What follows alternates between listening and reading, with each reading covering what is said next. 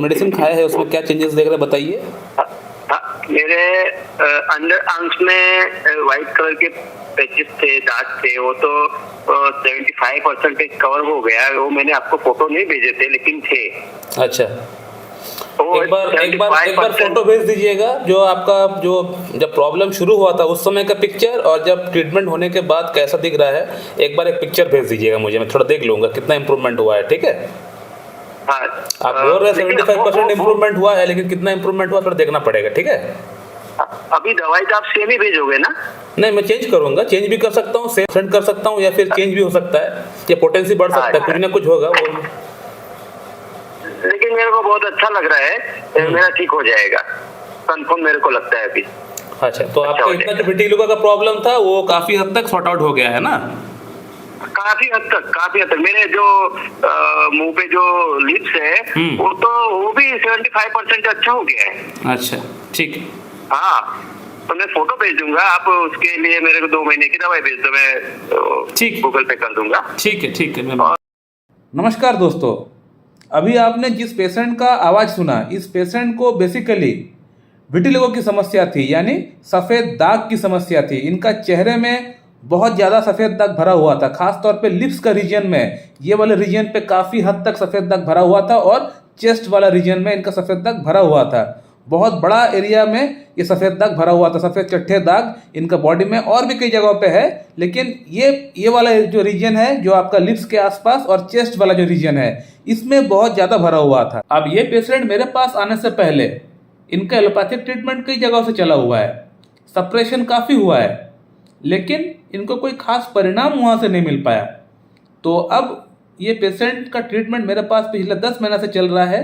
थोड़ा समय इस केस में ज़रूर लगा, क्योंकि जो कंडीशन है थोड़ा टाइम टेकिंग केस है, क्योंकि हर केस ऐसा नहीं हो सकता है कि आज हम मेडिसिन देंगे कल ठीक हो जाएगा, हर केस ऐसा नहीं होता है। तो कोई केस में जल्दी इंप्रूवमेंट होता है, कोई केस में थोड़ा टाइम लगाता है। ऊपर से इनका जो सफ़ेद दाग है वो काफ़ी भरा हुआ था, फैला हुआ था, तो इस केस में थोड़ा टाइम लगा कि मुझे भी मालूम था। तो मैं पेशेंट को पहले सल्फर प्रिस्क्राइब किया था पूरा केस टेकिंग करके। तो सल्फर से हुआ ये कि इनको थोड़ा इंप्रूवमेंट हुआ था, लेकिन वो इंप्रूवमेंट आगे जाके कैरी फॉरवर्ड नहीं हो पाया, वो इंप्रूवमेंट आगे एक जगह पे जाके स्टॉप हो गया।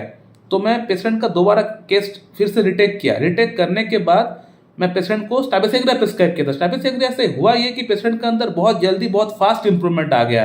तो अब आप पेशेंट का आवाज़ खुद आपने सुना कि पेशेंट ने खुद कहा कि 75% तक 80% तक उनको इम्प्रूवमेंट आ चुका है। और जब कोई पेशेंट खुद आपके पास आके आपको ये बोलता है कि डॉक्टर साहब मुझे आपका मेडिसिन से 80% 90% तक इम्प्रूवमेंट हो चुका है, तब हमें सोचना पड़ेगा, समझना पड़ेगा कि वाकई में पेशेंट का अंदर बहुत अच्छा इंप्रूवमेंट हुआ है मेडिसिन से। तो चलिए आप थोड़ा बात करते हैं कि इस पेशेंट को मैंने पहले सल्फर क्यों प्रिस्क्राइब किया था, फिर बाद में सल्फर को चेंज करके स्टैबिसेग्रिया पे क्यों आ गया। तो सल्फर मैंने इसलिए प्रिस्क्राइब किया था क्योंकि जो पेशेंट है वो हॉट पेशेंट है, इनको गर्मी बर्दाश्त नहीं होता है, प्लस हर रोज नहाते नहीं है, इसके अलावा बॉडी से थोड़ा दुर्गंध आता है, और जो कंडीशन है, जो डिजीज है, इट्स अ सोरिक मैनिफेस्टेशन, और sulphur is the king of psora. और इसके अलावा जो इनका अंदर एलोपैथिक ट्रीटमेंट हुआ है मतलब there is a history of suppression of skin disease, ointment वगैरह लगाया गया था, तो वहाँ पे सप्रेशन जरूर हुआ होगा कुछ ना कुछ, और सप्रेशन हुआ भी है क्योंकि जैसे ही मैंने पेशेंट को सल्फर प्रिस्क्राइब किया, तो सल्फर प्रिस्क्राइब करने के बाद पेशेंट का प्रॉब्लम इनिशियली स्टार्टिंग में थोड़ा बढ़ गया। तो बढ़ गया मतलब क्या, यहाँ पे सप्रेशन कुछ हुआ था, कुछ दबा हुआ था, वो बाहर निकल रहा है। तो इनिशियली स्टार्टिंग में सल्फर से थोड़ा बढ़ गया, उसके बाद फिर आहिस्ता आहिस्ता कमना स्टार्ट हो गया। तो बहुत पेशेंट ऐसे भी होते हैं, वो समझते नहीं है, डॉक्टर साहब आपका मेडिसिन से मेरा प्रॉब्लम बढ़ गया है, क्या मेडिसिन दे रहे हो आप। तो एज ए डॉक्टर आप पहले से पेशेंट को बोल दीजिए कि आपका मेडिसिन से जो मेडिसिन दे रहे हैं ये गुड सिग्नल है, अच्छा सिग्नल है। ऐसा अगर सिग्नल होता है तो ये खराब सिग्नल नहीं, इसको एग्रावेशन नहीं बोल सकते हम लोग, इट्स अ गुड सिग्नल। ये मेडिसिन जो है आपका वाइटल फोर्स को जाकर थोड़ा सा हिला रहा है, जिसके कारण से आपको हो सकता है स्टार्टिंग में आपको थोड़ा सा इनिशियली आपको 1 दिन के लिए या 2 दिन के लिए थोड़ा सा आपको प्रॉब्लमेटिक फील हो, लेकिन ये गुड सिग्नल है, आपका डिजीज जो है क्योर हो रहा है, एकदम जड़ से साफ हो रहा है आपका डिजीज। इसलिए आपको थोड़ा सा स्टार्टिंग में आपको एग्रावेशन आपको फील हो सकता है। तो सल्फर से इनिशियली बहुत अच्छा इंप्रूवमेंट पेशेंट को मिला था, लेकिन सल्फर से जो आगे का इंप्रूवमेंट है वो नहीं हो पा रहा था, वो इंप्रूवमेंट एक जगह पे आके रुक चुका था। तो इसीलिए मैं पेशेंट का केस फिर से दोबारा रिटेक किया। दोबारा केस रिटेक करने के बाद मैं स्टैबिसेग्रिया पे आ गया। स्टैबिसेग्रिया पे आने का पीछे का जो कारण है वो है, एक ही कारण है there is a great history of mortification. Patient का लाइफ में एक बहुत बड़ा ट्रेजेडी हो चुका है, यानी इनका लाइफ में एक बहुत बड़ा फाइनेंशियल लॉस इनको उठाना पड़ा है। बिल्कुल अर्थ से फर्श पे ये आ चुके हैं, यानी हीरो से जीरो बन चुके थे। अब फिर से रिकवरी कर रहे हैं, काफ़ी अच्छा रिकवरी उनका हुआ है इनका कहने का अकॉर्डिंग। लेकिन एक समय था, बहुत इनका अच्छा समय जा रहा था, लेकिन वो नहीं रहा, क्योंकि बहुत बड़ा फाइनेंशियल इनका लॉस हुआ है। और वो फाइनेंशियल लॉस होने के बाद से ही इनका अंदर ये समस्या शुरू हुआ। तो आजकल के जो मॉडर्न एलोपैथिक फिजिशियंस है, वो लोग इस बात को समझते नहीं है कि हमारा जो शरीर है, इस शरीर को चलाने वाला हमारा मन है। हमारा मन के कारण से ही हमारा शरीर चल पाता है।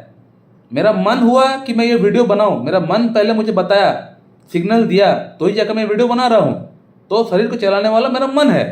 मन से बहुत सारा रोग का उत्पत्ति हो सकता है। ये एलोपैथिक डॉक्टर्स, फिजिशियंस आजकल के समझते नहीं है, जानते नहीं है, उनको ये पढ़ाया नहीं गया।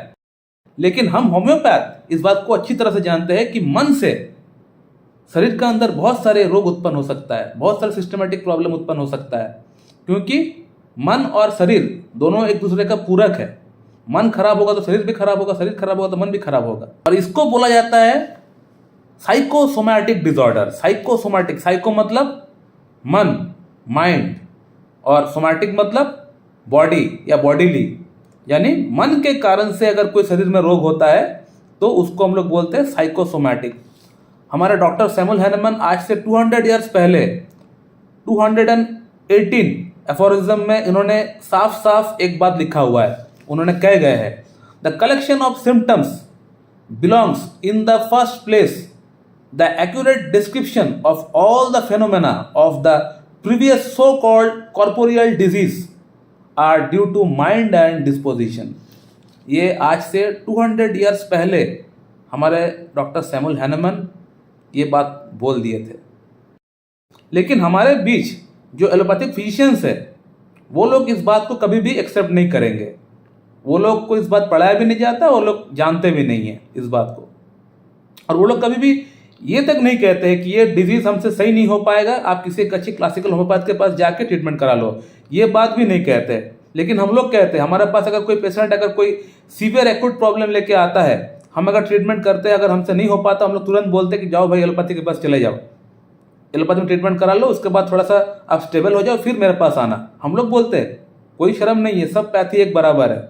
सो माय डियर फ्रेंड, आप लोगों ने देखा कि कैसे सल्फर से और स्टेबेसिक्रिया से इतना क्रॉनिक समस्या को हम लोगों ने ऑलमोस्ट ठीक कर दिया है। मेरे पास पेशेंट का प्रीवियस पिक्चर नहीं है और पेशेंट के पास भी प्रीवियस पिक्चर उनका नहीं है, नहीं तो मैं वो आप लोगों से शेयर कर पाता। तो अभी मैं आप लोगों से पेशेंट का जो लेटेस्ट पिक्चर है वही मैं शेयर कर पा रहा हूँ। तो थोड़ी बहुत प्रॉब्लम बच गया है, वो प्रॉब्लम सॉर्ट आउट हो जाएगा पूरी तरह। सो माय डियर फ्रेंड, आप लोगों को वीडियो कैसी लगी आप लोग कमेंट करके बताइए। और अगर वीडियो अच्छी लगती है तो एक लाइक कर दीजिएगा, शेयर कर दीजिएगा। और अगर कोई सवाल है तो कमेंट बॉक्स में कमेंट करके पूछिए, आपको वहाँ पर रिप्लाई मिल जाएगा। So thank you very much and have a good day.